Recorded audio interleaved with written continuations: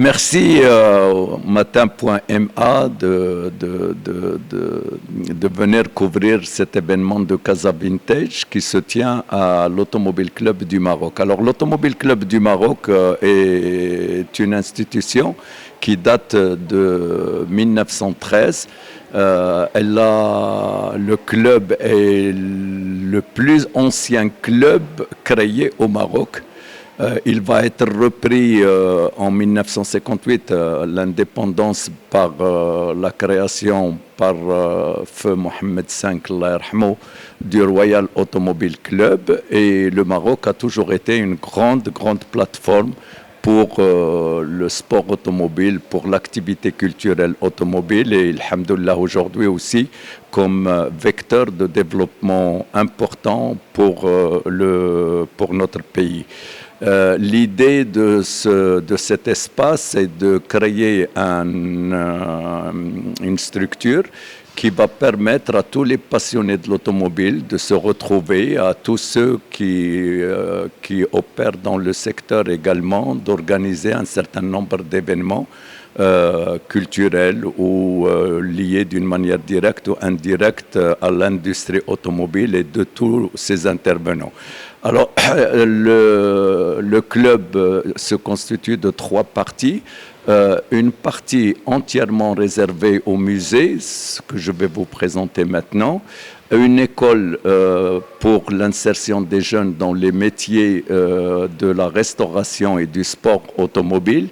Et également un espace événementiel qui permet d'organiser ce type par exemple, d'événements comme Casa Vintage, mais également toute autre manifestation culturelle ou de promotion dans l'industrie et le commerce automobile.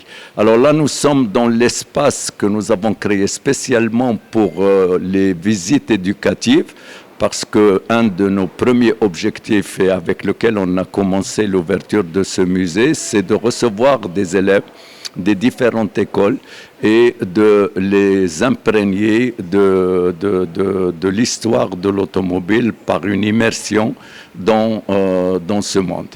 Le tableau derrière moi, il retrace la chronologie de l'automobile depuis 1407, où l'idée a été portée sur un dessin par Di Giorgio, un artiste, jusqu'à l'année 2021 où le véhicule aujourd'hui est téléguidé et maintenu dans la voie par un système de navigation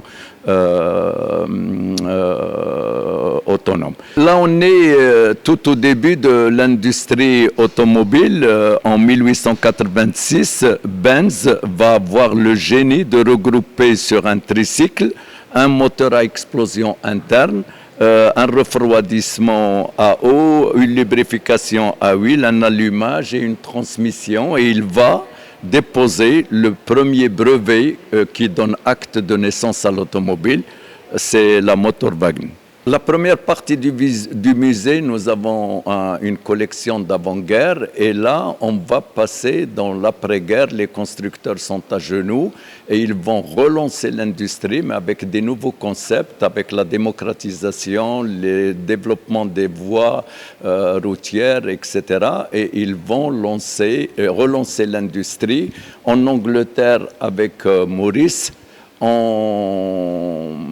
en Allemagne avec la coccinelle, en France la 4 chevaux et en Italie la Fiat 600. Ici, on est dans le pavillon sport mécanique et toutes ces voitures ont une histoire liée au rallye du Maroc. Peut-être la plus connue, c'est la DS de Bob Néré qui a régné sur les pistes courant début des années 70, fin des années 60. Je vous disais donc qu'on a intégré une école de formation des jeunes ou un institut de formation des jeunes pour les métiers de la restauration et du sport automobile. Une convention a été signée il y a 15 jours avec l'OFPPT pour créer une filière de diplômantes pour les métiers de la restauration, pour le restaurateur véhicule, pour les métiers de la restauration véhicule et sport automobile. Cette partie du musée permet d'effectuer un véritable voyage à travers les pays qui ont fait l'histoire de l'automobile. L'Angleterre, on va passer au pavillon États-Unis, puis après l'Allemagne et la France et l'Italie. Là, on est face à l'ancêtre de l'automobile, un hippomobile tabatière de 1876. L'histoire de l'automobile a commencé par l'invention de la roue que les Égyptiens ont taillé dans des pierres pour transporter les matières pour la construction des pyramides. Et de là, la Norea, qui a été créée pour porter l'eau à une hauteur et la distribuer, va générer après l'inversion de la rotation pour faire un moulin. Et c'est ce système qu'on a symbolisé dans cette fontaine pour pouvoir expliquer toute la logique de l'engrenage et de la transmission.